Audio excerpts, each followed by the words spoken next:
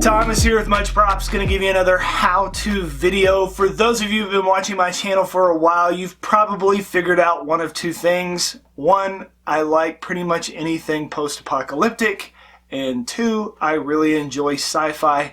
So I was looking for a new series that I haven't built from before that I could throw up some more variety on the channel, and I binge watch a lot of shows as I'm building, that's why you don't hear the volume on my builds, because I'm watching TV as I do it.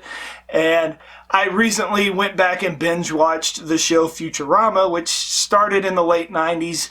I was still kind of a teenager and I really enjoyed that show. So I started to look through that show and try and find something that I could build that would be easy to template out for you guys. And then I came across this in my paint supplies.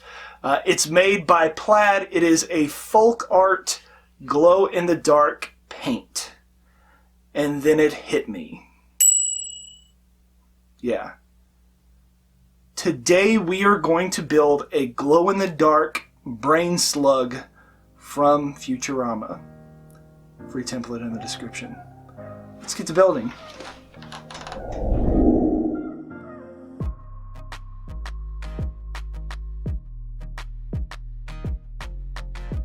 Thought I would share with you an easy way to make your own templates. I found two items about the size of what I wanted and then just needed a couple of protrusions at the bottom to make this brain slug. A Christmas ornament, half dome, and a mixed nut can. Who knew that's all it took? To add the bottom, I just used foil to shape it and then taped it on.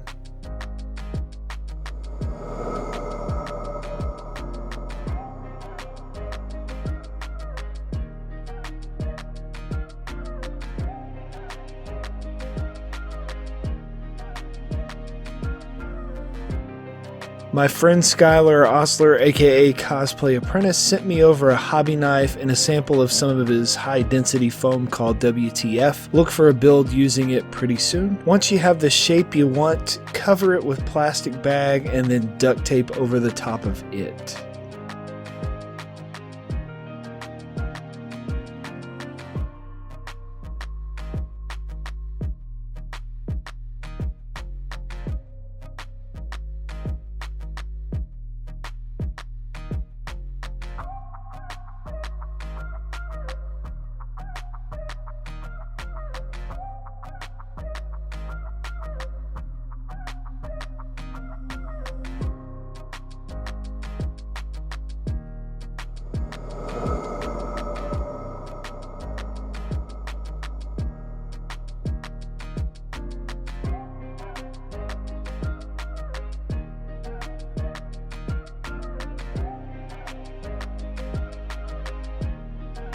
I figured since there were 5 protrusions at the bottom that I would just make 1/5 of the creature and make 5 copies of the same part. With variations in the heat forming, they would look a little bit different, at least enough to make it not perfectly symmetrical.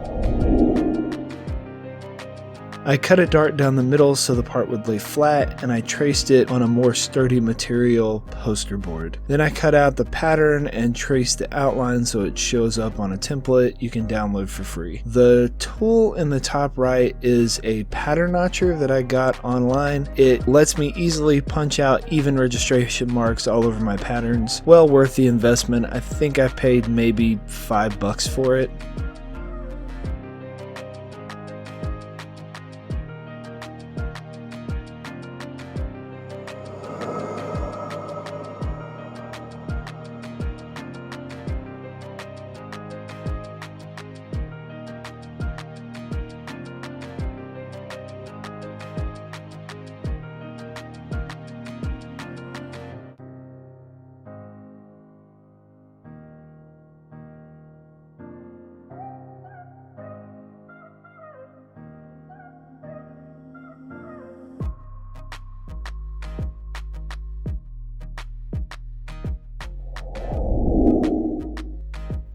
I ended up using some low density 4mm EVA so that I could get a good bend in sections and give me less pull at the seam lines.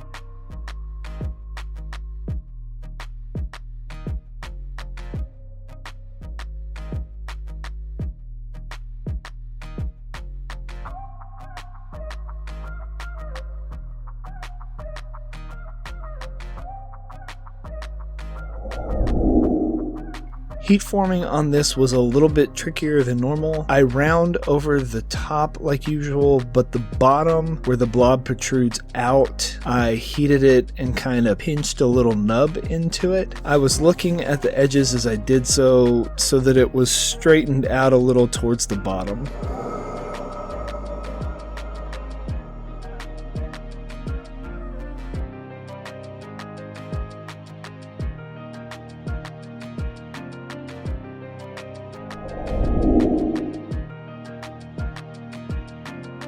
Close up the pieces with some contact cement and start attaching them together. This is where your registration marks from the template will really help you to properly align each part. I had a hard time getting the top to close fully, so I attached all 5 pieces as tight as I could get them. Then I drew a circle around the area that I couldn't close, traced that to a piece of foam, and then glued the circle onto the top of the creature. You'll see it here in a second.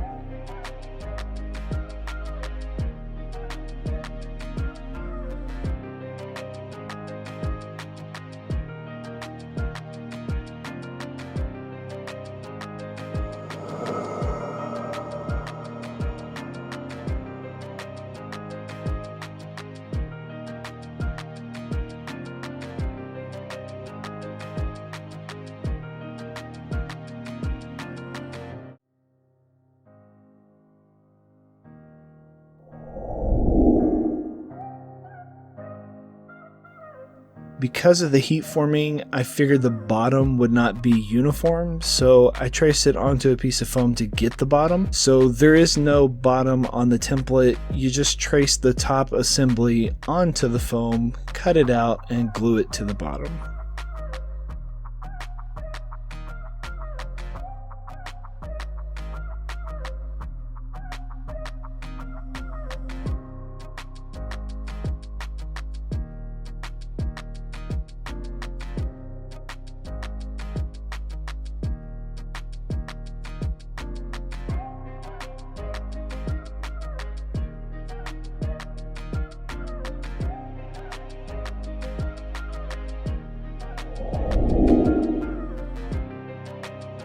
I couldn't find a round object big enough for the eye, so I decided to just carve it out of some scrap 2-inch EVA foam I had laying around. You carve out the perimeter, then dome out one side to cut off the bulk of it. Once that's done, then you come back with your Dremel and a sanding drum to shape it. Then finally, to smooth over all the sanding marks, you use a stone bit.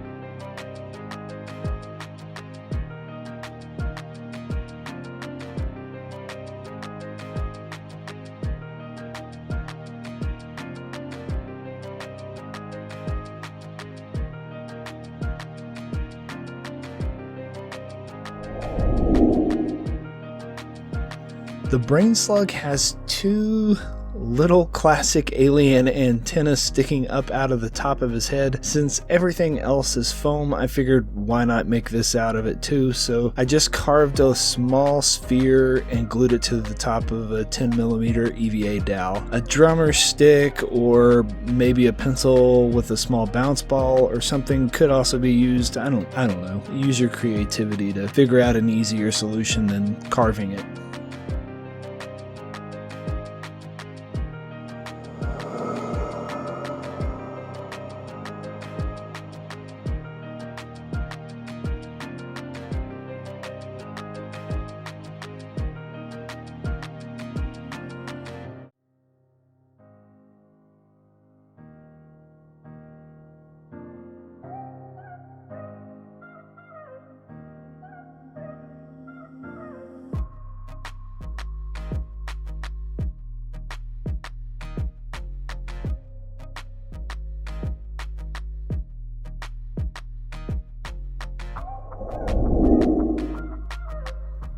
Instead of using Plasti-Dip because it was cold outside, I decided to use some Mod Podge from Plaid. It's a pretty good sealant and doesn't have the foul odor like the aerosol cans do. I applied about 3 or 4 coats.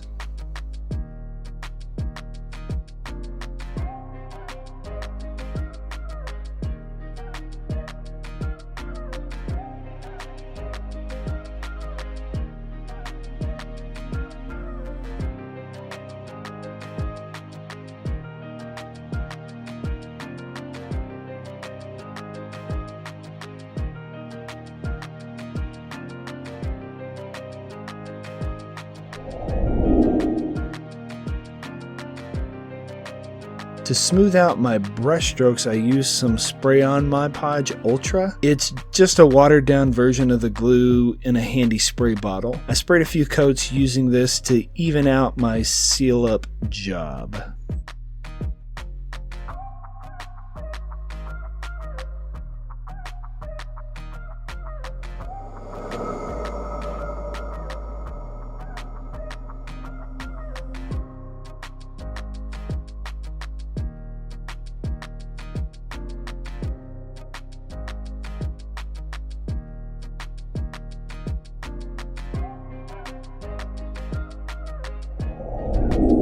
The temperature jumped back up. Quick, base coat outside, now! First I hit it with a little white to make it lighter so that the green would show through easier. This also meant less coats of the green spray paint, which I don't have a lot of.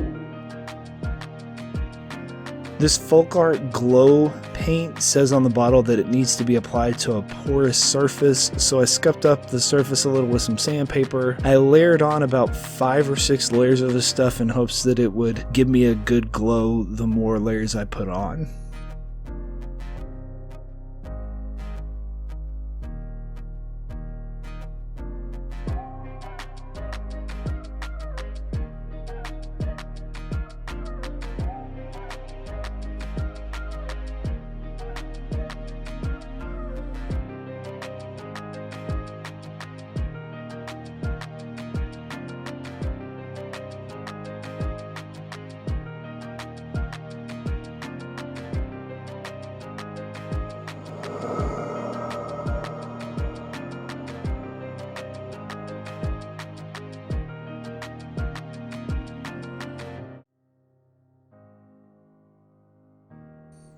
In Much Props fashion, it was too clean for my liking, so I did a couple of washes in a darker green and brown and even speckled a little bit of spray paint on there to give it some added texture look. I also painted the eye white.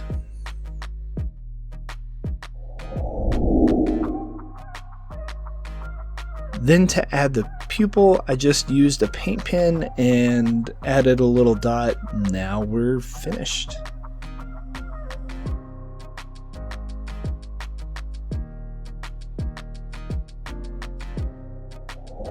And we are finished. Here is the end result. Overall, not too bad. I really like the way it turned out. I could have done a better job hiding my seams a little bit with some caulking adhesive. I usually use like the Loctite 2-in-1 stuff. usually works really good to hide your seams, or you could use whatever you found handy. But overall, I think it turned out pretty good. I added a lot of layers of Mod Podge, and then on top of that I added several layers of paint so that it would kind of hide the seam a little bit better, and then doing a little bit of a dirtying up of my Slug kind of hid some of the crimes a little bit at least. But overall, I think he turned out pretty cool. He does glow in the dark. It's kind of hard to see, obviously, with these studio lights on, but there's a picture of what it looks like in the dark that I took on my phone, and it's pretty cool. Maybe you'll try and make this brain slug yourself and impress your friends with your ability to be colonized by a group of aliens that could be preventable by simply shampooing with garlic shampoo or wearing a helmet.